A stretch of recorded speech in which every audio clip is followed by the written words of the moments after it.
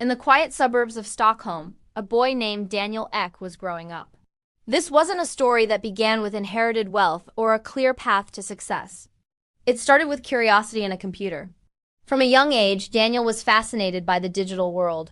While other kids were playing outside, he was teaching himself how to code line by line, building a future he couldn't yet see.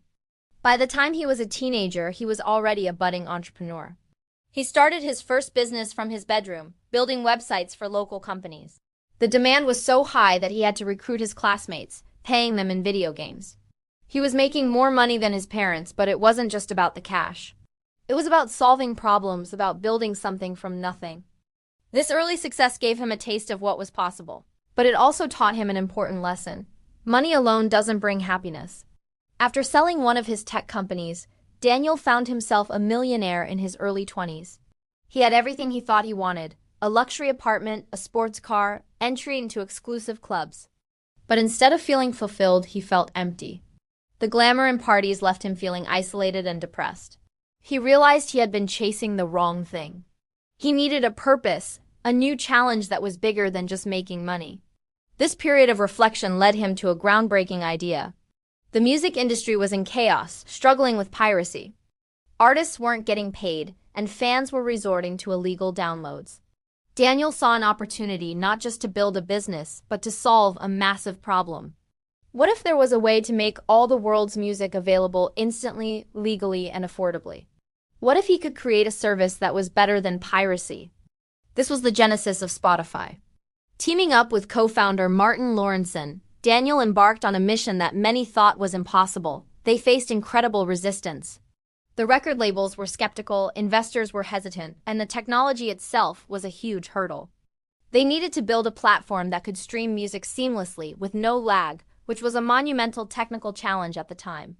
For years, Daniel and his team worked tirelessly, often on the brink of failure. They poured their own money into the project, convincing engineers to believe in their vision. The negotiations with music labels were long and brutal.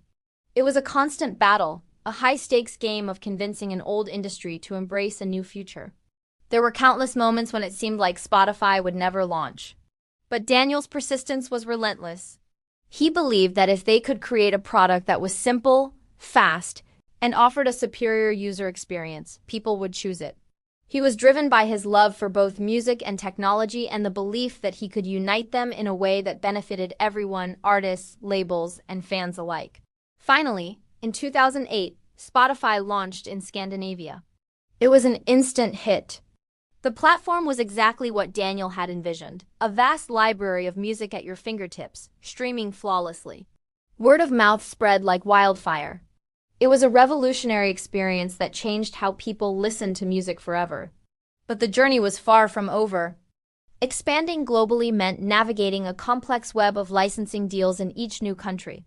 It meant competing with tech giants who were entering the streaming space.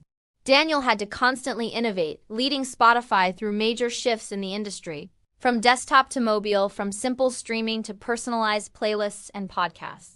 He remained the quiet, focused leader, more comfortable in a hoodie than a suit. He wasn't the typical flamboyant tech CEO. He was a product person at heart, obsessed with improving the user experience. He understood that in a competitive market, the best product wins.